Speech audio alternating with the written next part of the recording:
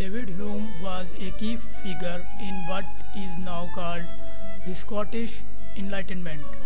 Before the intellect downfall of the Scotland, for a short time was considered one of the advanced societies of the Europe in the field of science and philosophy. Hume was highly inspired by John Locke, and like Locke, Hume was an empiricist. One of the famous doctrine of Hume is his theory of skepticism. Skepticism is the epistemological position in which true knowledge is not attainable. In other words, according to Hume, certainty of knowledge is not possible, as which, if the real world exists, it is unknowable.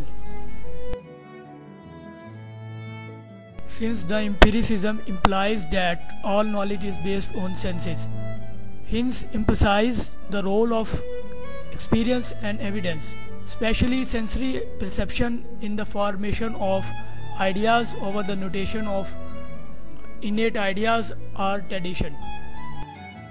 Hume was of the view that human experience is center of all reality, because human experience is closest path of achieving the truth.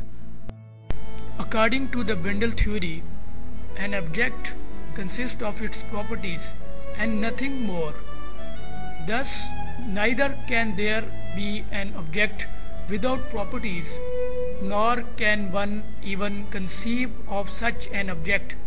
For example, Bendel theory claimed that thinking of an apple compels one also to think of its color, its shape, the fact that it is a kind of fruit, its cells, its taste, or at least one other of its properties. Thus, the theory asserts that the apple is no more than the collection of its properties. In particular, there is no substance in which the properties inhere. The Bendel theory of ontology asserts that objects are a bundle of their properties.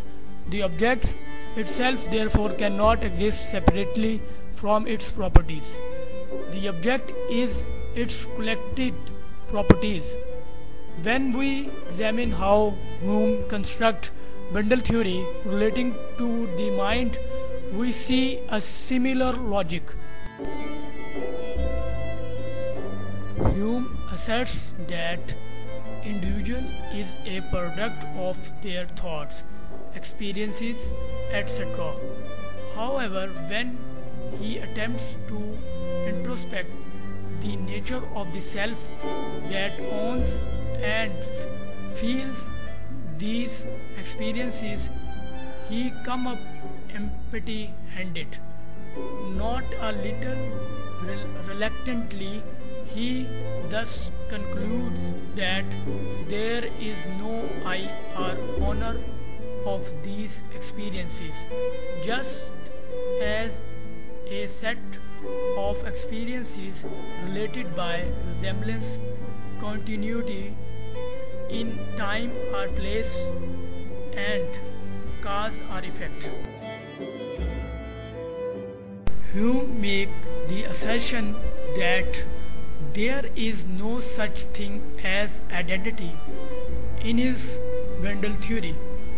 In answering this question, we must thus be aware that we cannot answer it from a perspective where identity does exist.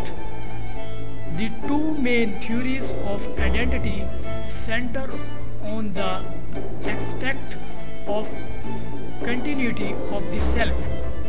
One asserts that continuity is provided by the physical form, the other that it is provided by psychological phenomena and memory.